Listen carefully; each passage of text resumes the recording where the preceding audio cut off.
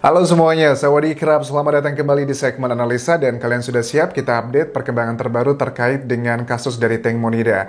Sudah banyak yang DM dan juga mention ke Instagramku tentang percakapan terbaru yang diupload oleh Bang Jack di channel Facebook Melon ini.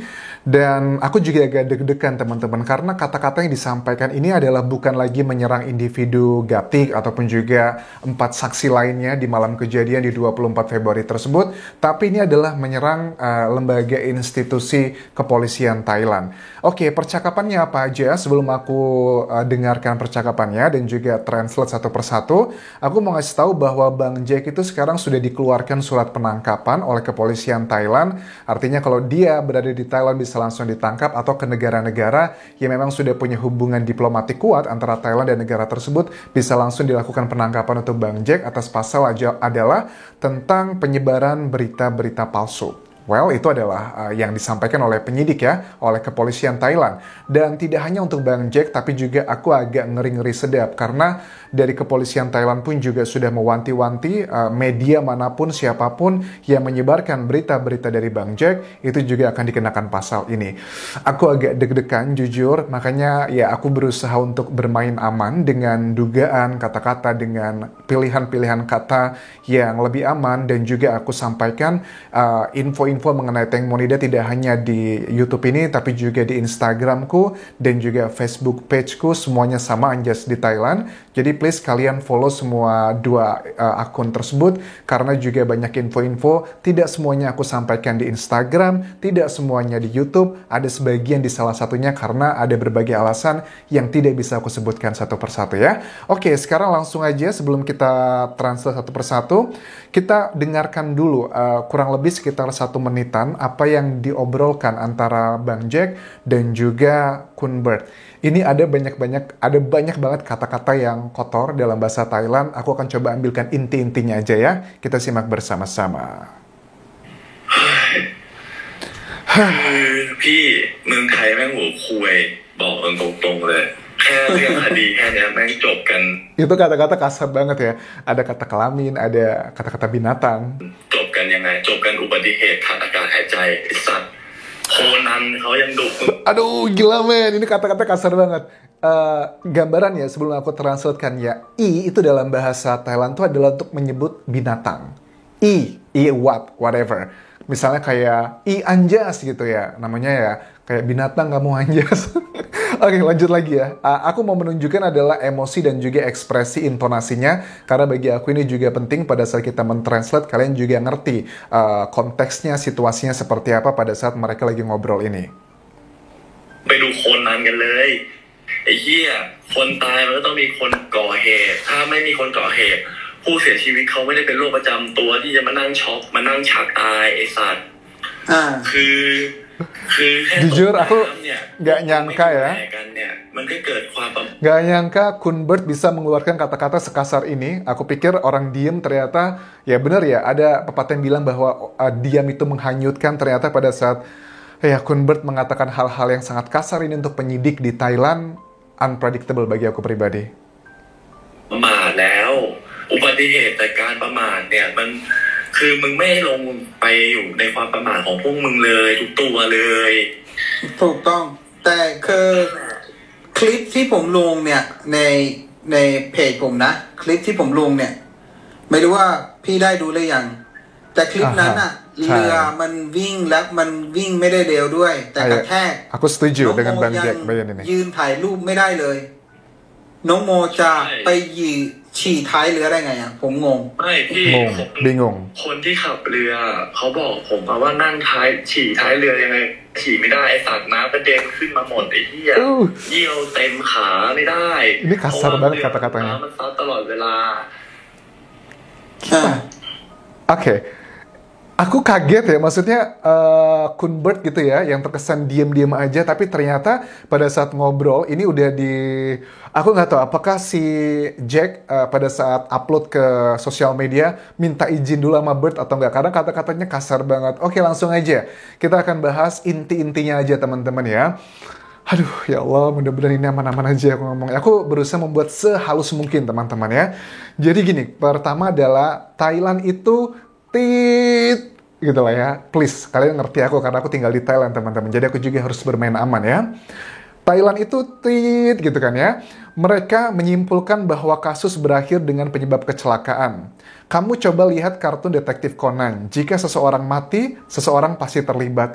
Oh, berarti ini adalah obrolan yang sebenarnya sudah lama karena ini di konteksnya pada saat di bulan apa sekarang Juni ya, Mei April ya. Pada saat April kan adalah pemaparan terakhir dari penyidik Nontaburi. Pada saat itu mereka memberikan keterangan bahwa Teng Monida tenggelam karena kecelakaan akibat kelalaian. Walaupun sekarang masih belum selesai karena sekarang di tangan Kejaksaan Nontaburi ya, dan Kejaksaan Nontaburi masih belum memberikan respon terkait dengan pemaparan tersebut. Ini April ternyata. Oke. Lanjut lagi, intinya adalah mayat nggak bisa bicara dan Teng Mo nggak punya penyakit berat. Kok bisa sampai mati? Seseorang jatuh ke air tapi nggak ada orang yang sama sekali peduli. Iya ya, ini juga make sense ya, karena orang terdekatnya aja bisa mengatakan seperti itu. Kita orang yang nggak kenal sama kelima saksi dan juga Teng Mo aja berpikir seperti itu. Dan Bert yang juga orang dekat berpikirnya juga sama seperti itu. Ada persamaan antara orang awam yang tidak kenal dengan mereka dengan orang yang mengenal mereka. Apalagi Bert adalah orang yang paling dekat, yang paling sering menghabiskan waktu-waktu bersama Teng Mo setahun terakhir ini. Kok semua itu disebut kelalaian tit gitulah, kata-kata kotor lah ya. Artinya mereka nggak bersalah kelalaian itu karena cuma mereka nggak peduli doang. Nggak peduli dari mana? MATALO gitu kan ya. Oke, itu adalah bagian pertama di bagian obrolan Bert dan juga Jack ya. Terus si Jack juga bilang gini tadi kan ya, betul. Video-video saya yang upload juga di speedboat yang berasal dari CCTV, kita bisa ngelihat bahwa itu nggak terlalu ngebut. Tapi ada ombak yang muncul mendadak. Kalau Teng Mo nggak sanggup ambil foto saat speedboat berjalan, bagaimana mungkin dia sanggup buang air kecil di ujung belakang speedboat tersebut? Ya sih, kan ada keterangan juga bahwa dari beberapa saksi ya, 5 orang itu mengatakan Teng Mo itu nggak sempat ngambil foto, dan saya pun juga sama, katanya nggak sempat ngambil foto karena ya lagi perjalanan di speedboatnya. Kalau data-data dari GPS kan speedboat tersebut kecepatannya sekitar 6-10 knot ya, rata-rata adalah sekitar belasan kilometer per jam, itu yang data GPS-nya. Kalau mereka bilang nggak bisa ngambil speedboat, nggak bisa ngambil foto karena goyang-goyang, terus juga alasan Gati kenapa juga banyak foto-foto yang di delete, video-video juga di delete, itu karena banyak foto dan juga video yang shaky. Bagaimana mungkin dengan Teng Mo gitu, dengan alibi, kok dia bisa gitu buang air kecil di ujung speedboat? Itu aja alibi yang nggak masuk akal ya. Secara logika dan juga secara data-data ilmiah yang sudah aku sering jelaskan. Kemudian Bert juga mengatakan begini, sejumlah ahli di bidang speedboat ya, para driver speedboat mengatakan begini, dia, Teng Mo maksudnya, nggak bisa buang air kecil di ujung speedboat karena percikan air akan membasahinya. Speedboat akan selalu menghantam ombak secara terus-menerus, artinya kalau Teng Mo berada di ujung sudah pasti dia akan basah. Ya, semakin banyak keterangan-keterangan yang menunjukkan alibi Teng Mo mau buang air kecil itu secara logika tidak make sense gitu teman-teman. Di samping dengan data-data ilmiah, misalnya adalah tidak ada bekas urin di bajunya Teng Mo, kemudian juga tidak ada bekas yang mengindikasikan bahwa memang Teng Mo beneran buang air kecil. Selain urin juga di bagian area dalamnya Teng Mo ternyata kan di kandung kemihnya juga itu tidak menguatkan bahwa itu buang air kecil ya. Oke, aku tinggalkan di bagian itu adalah data-datanya, dan kemudian kita akan coba telisik lebih dalam kenapa si Bang Jack mulai mengupload.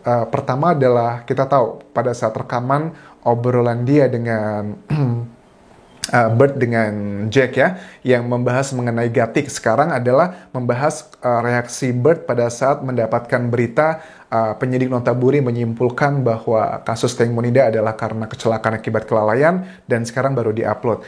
Ternyata Bert itu sudah vokal sejak lama, tapi dia sangat mengontrol diri untuk tidak menyampaikan di media massa. Alasannya ya seperti yang kita sudah tebak dari awal, karena Bert bukanlah seseorang yang punya power, uang, ataupun juga kekuasaan di Thailand. Dan dia juga statusnya sudah diingatkan oleh Ibu Panida hanyalah sebagai seorang pacar. Jadi please don't involved into this case too much. Aku menangkapnya seperti itu.